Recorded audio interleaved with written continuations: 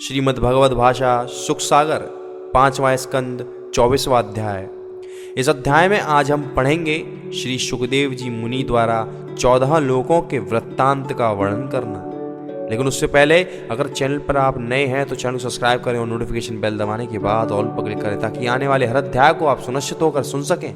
तो चलिए इस अध्याय को आरंभ करते हैं। श्री सुखदेव जी कहने लगे, हे राजन, ऐसा भी किसी पुराण में कहा गया है कि सूर्य के 10,000 योजन नीचे राहु का रथ रहता है। जब उसके निकट सूर्य चंद्रमा का रथ आ जाता है तब ग्रहण पड़ने लगता है, जिसकी कथा विस्तार सहित 8वें स्कंद में कहेंगे। परंतु सुदर्शन चक्र द्वारा रक्षित सूर्य चंद्रमा का राहु कुछ नहीं बिगाड़ सकता।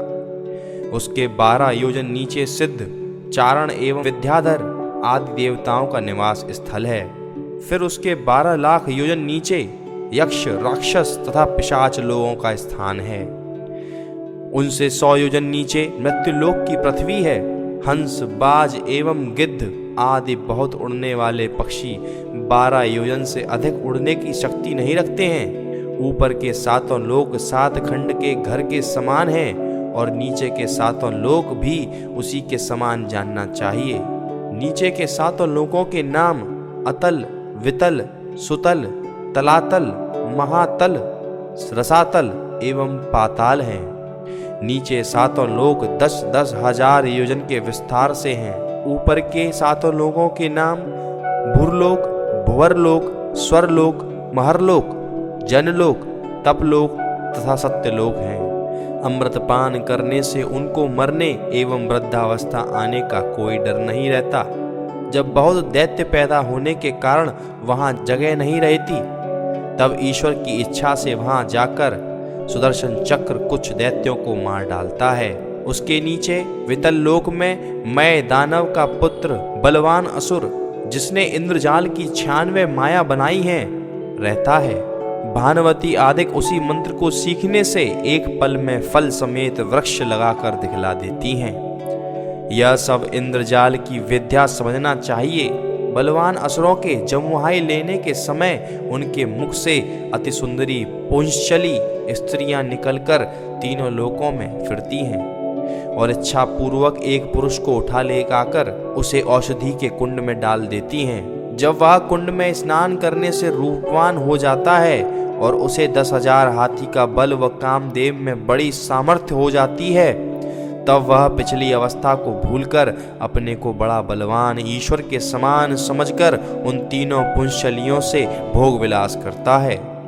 वित्तल लोक में हाटकेश्वर महादेव रहते हैं, जिनका वीर अग्नि ने मुंह से खाकर गुदा के रास्ते से बाहर निकाल दिया था।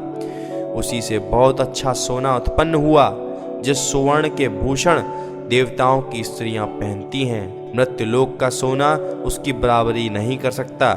उसके नीचे तीसरे सुतल लोक में राजा बलि राज्य करता है। जिस बलि को वामन भगवान ने इंद्रादिक देवताओं के कल्याण समेत वहां रहकर 8 पहर परमेश्वर का दर्शन होने से अपना जन्म सफल जानता है। राजा बलि ने शुक्राचार्य गुरु के कहने पर भी 3 पग पृथ्वी वामन भगवान को दान दी। इसी कारण त्रिलोकीनाथ श्री नारायण जी 8 पहर उसके द्वार पर गदा लिए बैठे रहते हैं। सुतल लोक में बैकुंठ के समान सुख रहता है। उसी 3 पग पृथ्वी दान के प्रताप से राजा बलि अगले मनवंतर में इंद्रपुरी का राजा होवेगा। दान देना ऐसा अच्छा होता है। उसके नीचे चौथे तलातल लोक में त्रिपुर दानव महादेव जी का परम भक्त वहां राज्य करता है।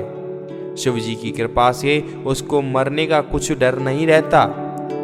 उसके नीचे 5वें महातल लोक में कद्रु, तक्षक तथा काली आदि बड़े बड़े सर्प अपने परिवार समेत, जिनके अनेक सिर व फन हैं, वहां का राज्य करते हैं, परंतु वे लोग गरुण जी से डरा करते हैं। उसके नीचे छठे रसातल लोक में विराट कुल दानव अपने परिवार समेत आनंद पूर्वक वहां राज्य करता है। उसके नीचे 7वें पाताल लोक में वासुकी आदि बहुत बड़े बड़े नाग और 1000 मस्तक वाले अति तेजवान शेष जी वहां रहते हैं, जिनके मस्तक पर पृथ्वी एक सरसों के समान रखी है। हजारों महासुंदरी नाग कन्याएं दिन रात उनकी सेवा में लगी रहती हैं। शेष जी 8 पहर परमेश्वर का गुण 1000 मुख और 2000 जिह्वा से गाते हैं, जिस पर भी उनके भेद व आदि अंत को वे नहीं जान पाते। शेष जी के गोलाकार शरीर पर एक शैया अति सुंदर सांगोपांग बिछी है। उस पर चतुर्भुज रूपी भगवान जगत को सुख देने वाले 30,000 योजन के शरीर से लक्ष्मी समेत शयन करते हैं। नीचे के 7 लोकों में सूर्य व चंद्रमा का प्रकाश नहीं जाता।